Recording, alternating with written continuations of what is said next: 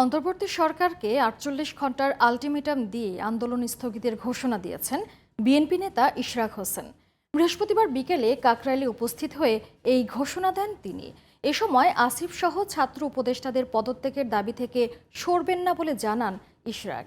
এর আগে সকালে ইশরাককে ঢাকা দক্ষিণ সিটির মেয়র হিসেবে শপথ না পড়াতে উচ্চ আদালতে করা রিট খারিজ হওয়ায় উল্লাস প্রকাশ করেন বিএনপি নেতাকর্মীরা। আরও জানাচ্ছেন মহসিন কবির। ঢাকা দক্ষিণ সিটির মেয়র হিসেবে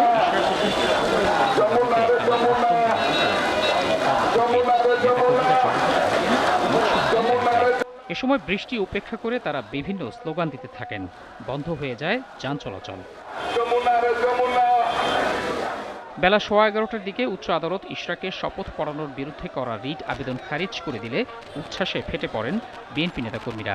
এ সময় খণ্ড খণ্ড মিছিল নিয়ে ইশরাক অনুসারীরা মৎস্য ভবন এবং প্রধান উপদেষ্টার কার্যালয় যমুনার পাশে জড়ো হতে থাকেন। আমরা বাংলাদেশ জাতীয়তাবাদী দল ও অঙ্গ সহযোগী সংগঠনের নেতাকর্মী আমরা আনন্দিত এবং খুশি। ইশরাক ভাই যেন শপথ নিয়ে সসম্মানে এই ঢাকা সিটি কর্পোরেশন বসতে পারে এবং জনসাধারণের সেবা করতে পারে। সরকার বিএনপিকে নিয়ে এবং ঢাকা দক্ষিণ সিটি কর্পোরেশনের রায় নিয়ে যে ছিনিমিনি খেলেছে, এটা সরকারের কাছে কাম্য ছিল না। আদালতের রায় অনুযায়ী ইশরাককে দ্রুত শপথ পড়ানো এবং ছাত্র উপদেষ্টাদের পদত্যাগের দাবি জানান বিএনপি নেতাকর্মীরা।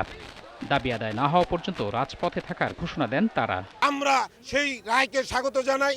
পাশাপাশি যাদের চক্রান্তে, যাদের ইন্ধনে এই যে বিলম্বিত হলো, তাদের জন্য আমাদের পদত্যাগের দাবি আছে। দেশের সাথে তথা নগরবাসীর স্বার্থে অনতিবিলম্বে তাদের পদত্যাগ করিয়ে শপথের মধ্যে দিয়ে ইশরাককে তার সেবা করার সুযোগ দেবে। পরে বিকেল 5টার দিকে কাকরাইলে উপস্থিত হন ইঞ্জিনিয়ার ইশরাক হোসেন। এ সময় তিনি চলমান আন্দোলন ৪৮ ঘন্টার জন্য স্থগিতের ঘোষণা দেন। বর্তমান অন্তর্বর্তী সরকারের ভূমিকার তীব্র সমালোচনা করেন তরুণ এই বিএনপি নেতা। আমাদের দল সিদ্ধান্ত নিয়েছে যে আপাতত আমরা স্থগিত রাখবো এবং সরকারকে আগামী 24 ঘন্টা থেকে 48 ঘন্টা পর্যবেক্ষণ করা হবে তারা কি করে। ক্ষমতার মস্তদে বসে সংস্কার করে ফেলবে, এই করে ফেলবে, সেই করে ফেলবে।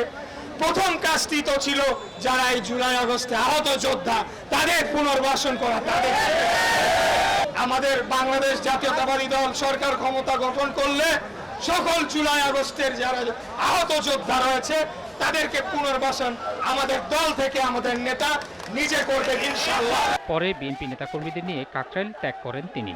এর মধ্য দিয়ে টানা ৮ দিনের লাগাতার কর্মসূচির অবসান ঘটে। ঢাকা ছাড়াও আশপাশের জেলা থেকেও বিএনপি নেতাকর্মীরা এই কর্মসূচিতে যোগ দেন। এদিকে এই কর্মসূচিকে ঘিরে মৎস্য ভবন এবং কাকরাইল সহ আশপাশের এলাকায় তৈরি হয় তীব্র যানজট।